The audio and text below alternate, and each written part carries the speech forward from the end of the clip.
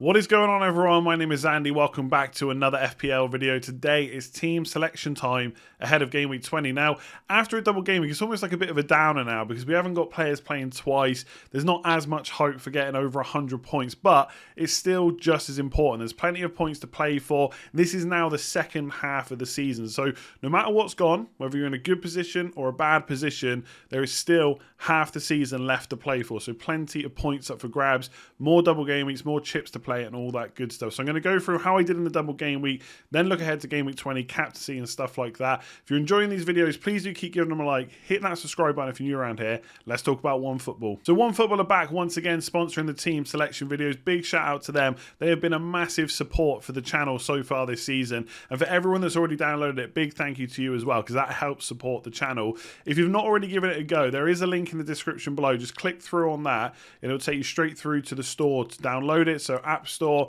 for iOS users, or obviously the Android Play Store as well. It works on both. So you've got tablets, phones, it'll work on there. All the latest news. Frank Lampard has now been officially sacked. That'll be up there. All the latest team news. We've got 4 game week deadlines in the space of 12 days.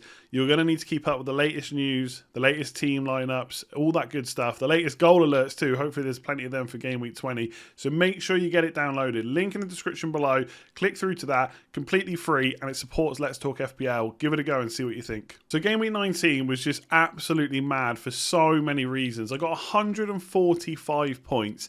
That was with a 4-point hit. I'm now up to 3,116th in the total overall rankings. That is the highest position I have ever been in, right? I once finished about 4,965. That was my best finish, and I got to that point on the last day of the season. So I got a green arrow. I've never been inside the top 5k during the season before. So to be at 3,116 is absolutely mad. I'm super happy with that. Obviously, there's half a season to go. I don't have my wildcard anymore. I've used my bench boost. So there is a chance that I'll struggle to manage these double game weeks and the blanks, and if there's fixture postponements and stuff like that again, it is going to hurt because I'm not going to have my wildcard to bail me out of it.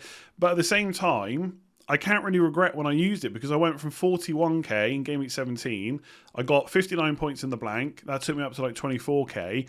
And now I'm up to 3k in the double. So that is massive. So even if it goes slightly wrong, hopefully it won't be so bad to completely derail the season. Top 10k is always the aim.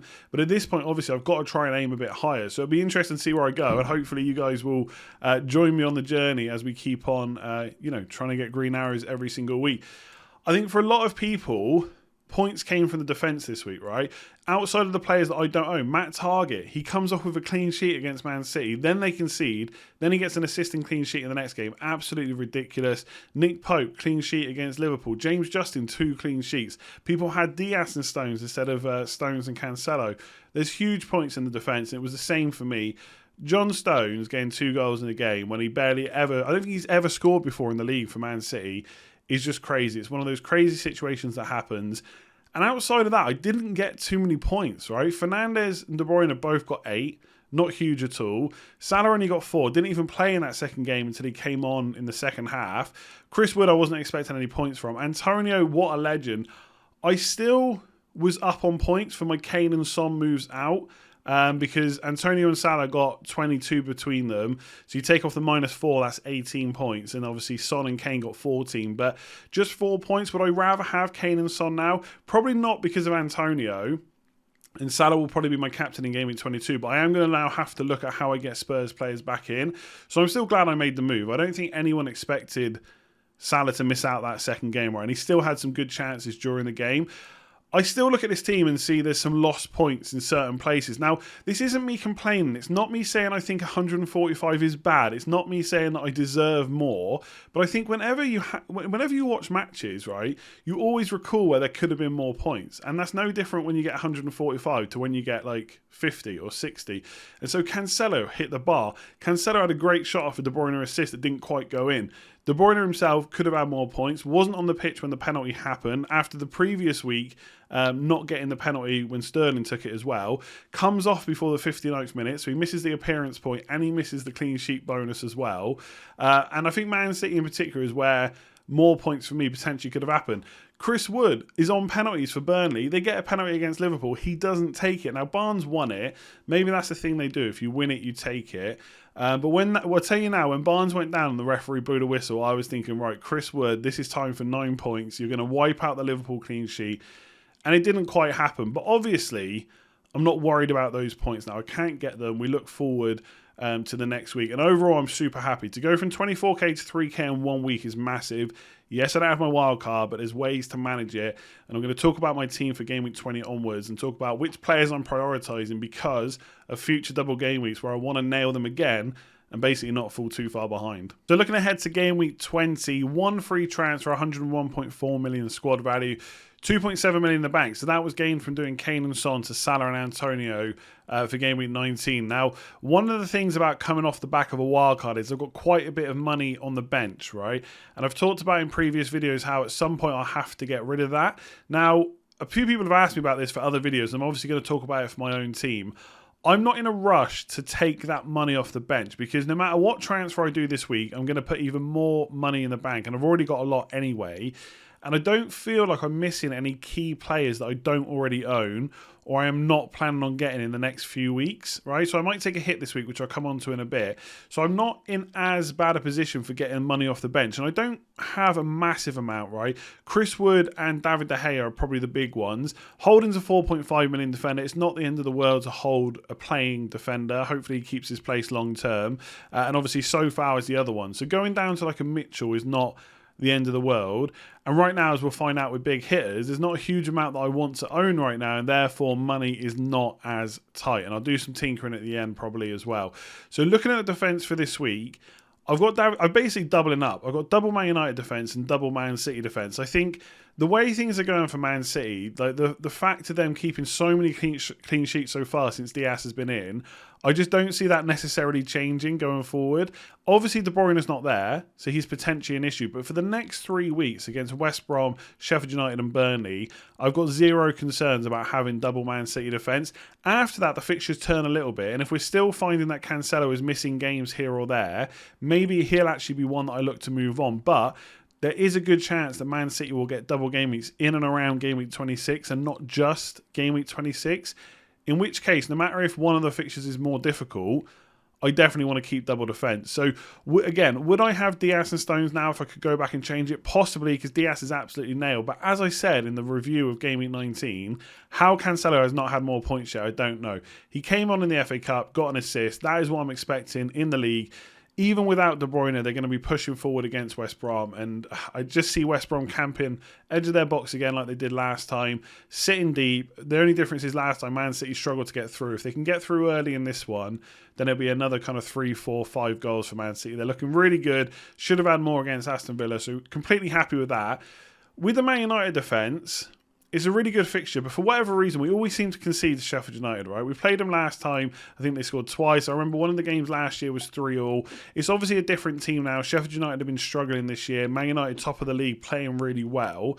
But I do have Martinez against Burnley on the bench.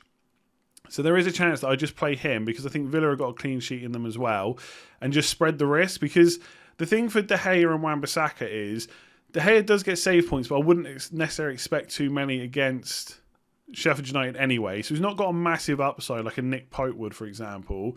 And Wan-Bissaka has almost no attacking threat either. Like he might get something, a goal or assist, but he doesn't really attack very much. Most of that comes down Man United's left side with Shaw and Rashford and Martial, whoever it might be, against Sheffield United. So I'm thinking about splitting the risk. I don't think there's a huge amount of difference between De Gea and Martinez, but if there is just a fluky goal in one of the games, then perhaps I spread the risk a little.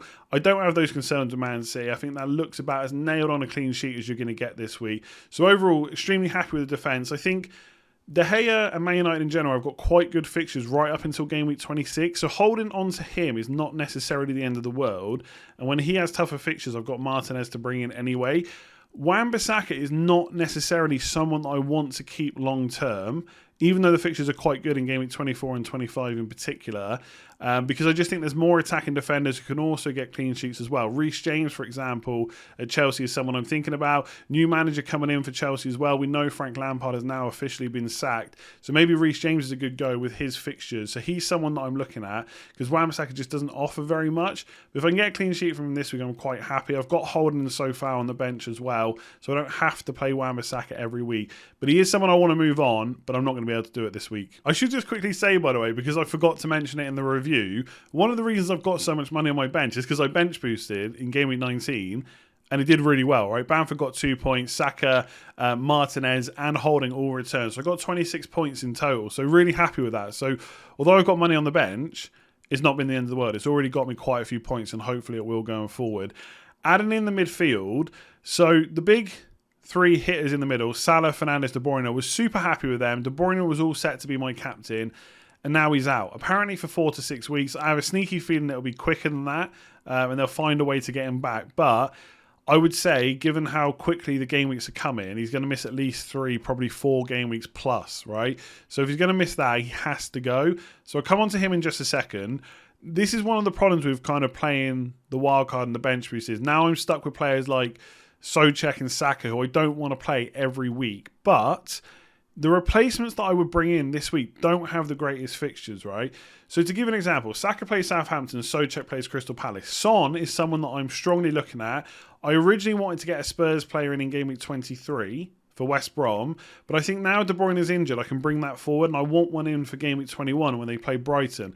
This week they're going to play Liverpool. Now, Liverpool just conceded 3 goals to Man United, but one, I think Man United are a better attacking team, or have been for most of the season. I'm not saying they're better attackers than Kane and Son, just the way they play, they want to attack, whereas Kane and Son are happy to sit back. If Spurs get a 1-0 lead against Liverpool, they ain't going to be attacking for more, right? They're going to sit deep. So that's one thing.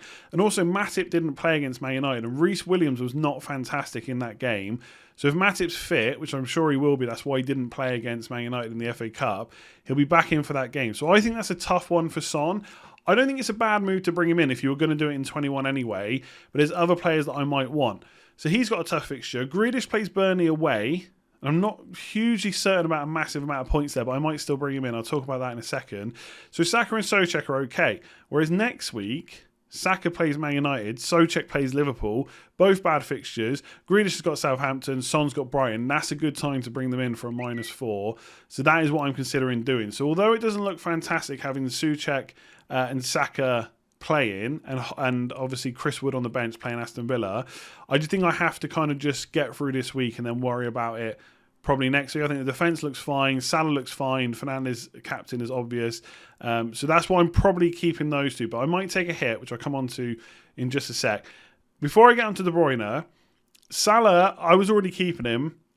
The fact that he scored 2 goals against Man United is just a bonus for his form, or whatever you want to call it, confidence, morale, etc. But he was staying anyway. I think Liverpool have been unlucky not to score more goals. And again, I said this on the preview video, I don't think they're as good as maybe they once were. And I don't mean they can never get back to that this season. But in the last 5 or 6 games, they haven't looked like the Liverpool we kind of come to know in FPL. Hopefully Henderson will be back. That will help them. But Salah's going nowhere. Spurs away, West Ham, the next game, is difficult enough. I get it. Then it's Brighton in Game Week 22. I'm probably going to captain him in Game Week 22 as it stands right now.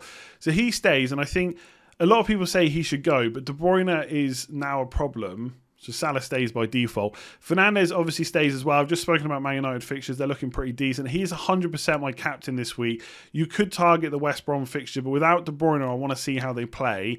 And he was the one that I wanted to captain. So no matter who I bring in, I won't captain them. And this week, it just feels like one of those ones just to play it normal. Fernandes captain against Sheffield United. They've been poor this season. Man United looking good. Fernandes had a rest. Everything points to captaining him.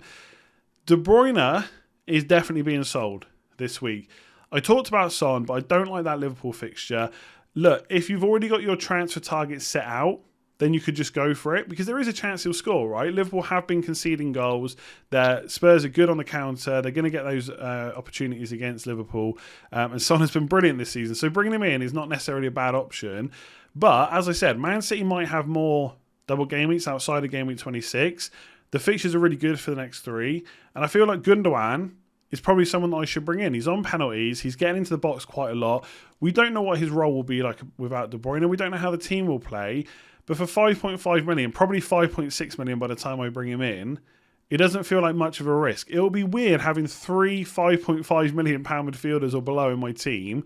But it is what it is. So I think I'm going to do De Bruyne to Gundogan because I want that third Man City player. And I'm basically telling myself, if it looks like going into double game weeks there's a better attacker, I will make the switch. Right? If there's someone else I want to captain from Man City, I will make that switch. If it's not Gundogan. And if De Bruyne is back, I will look at a way to bring him back in as well. But as it stands, there's not really too much to dislike about Gundogan. I think we have to forget about what he's done in the past. This season, it's a different role. He's been asked to get into the box more. He is shooting more than everyone else in the box, or at least has over the last 6. And so he is probably the one I'll bring in. That kind of brings me to my hit. If next week I'm looking at doing Saka and Souček to Son and Grealish, and I'm going to do a hit next week anyway, I could just bring the hit forward. So I could take out one of those two for Grealish and Son. Or Son. It would probably be Grealish, to be honest, because I think Burnley's a bit easier than Liverpool. Who to take out, Saka or Souček, I'm not 100% sure. I do think I'll probably get rid of both. The good thing about just doing one of these out this week and not bringing in Son for me is it gives me the option to do Wood to Kane instead of Son if I think he's the better option. So, for example, I could do Souček, let's say Saka to Grealish this week, De Bruyne to Gundogan, leave Souček on the bench for future weeks and just do Wood to Kane. That would give me Kane, Antonio, Bamford, who I'll talk about in a second up front. But I do think Ollie Watkins is a good cheap striker to go for as well, or maybe even Calvert-Lewin. He's got Newcastle and Leeds coming up. So maybe I leave that slot free and go for Son in midfield. So just to kind of come back to it, De Bruyne is almost certainly going to go for Gundogan, I think, unless something changes over the next kind of 24 hours or so by the time this gets released.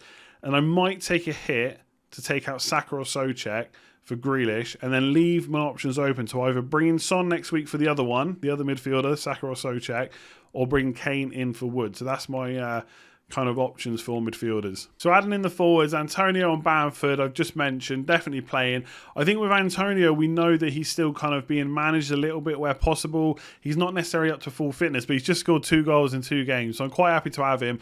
Plus, versus last year where he was a midfielder, yes, he got the extra point for the goal, clean sheet, etc. But he's much better for bonus this year as well. And if West Ham games are going to be low scoring, we're talking 1-0, 2-0 or something like that, he's always going to perform well on bonus. So I think Crystal Palace, great time to be playing them. They have not been solid defensively at all, and if he's fit, he's definitely playing. So really happy with Antonio still.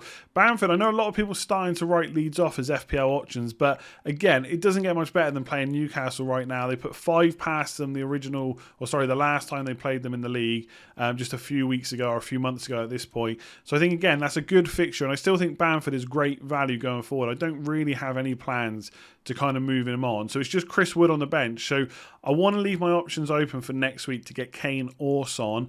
I've said for many weeks now that if I was captain of Spurs player, so even when I wasn't, and other people were maybe looking at it, that I would go Kane. So that kind of tells me I should probably look to get Kane in. But there's something about Son that I just like. So I'll have to weigh up what's better. Is it better to have kind of 3-5-2, play Son, have a Chris Wood on the bench for now, obviously I can downgrade him at some point, or just to have a Souček or a Saka on the bench? Probably Souček, to be honest, because I think Arsenal's fixtures are quite tough coming up, and he cost me less money as well, so it's probably easier to keep him and have Kane up front. So I'm kind of undecided at the moment. I'm not completely sure. I think if Spurs' double game week is as good as we think it will be, and it does look like Man City and Spurs will probably have the best fixtures in double game weeks, I might have to look at a way to get Son anyway, and that might mean getting rid of Fernandes or Salah or whoever it might be later on, but we'll worry about that later. I'm not going to do any tinkering today because I think my transfers are pretty much set. And I've already kind of mentioned what I might do next week as well. Obviously, the game weeks are coming thick and fast, so I'll have another team selection before game week 21 as well. So, quick reminder, De Bruyne to Gundogan looks like it's going to be the one this week. Maybe Saka to Saka to Grealish as well, with a view to getting Son or Kane in next week against Brighton, and then they probably would be my captain that week as well. So that is it for this video. Thanks very much for watching. Let me know what you think about my transfer plans this week. Am I missing the boat on Sterling? Am I overlooking Foden? or is Gundogan just the one to go for? And are you looking to bring in Spurs players this week and just go a little bit earlier? If you haven't already checked out OneFootball, please make sure you do. It supports me, it supports the channel. There's a link in the description below. It's completely free to download, so make sure you give that a go.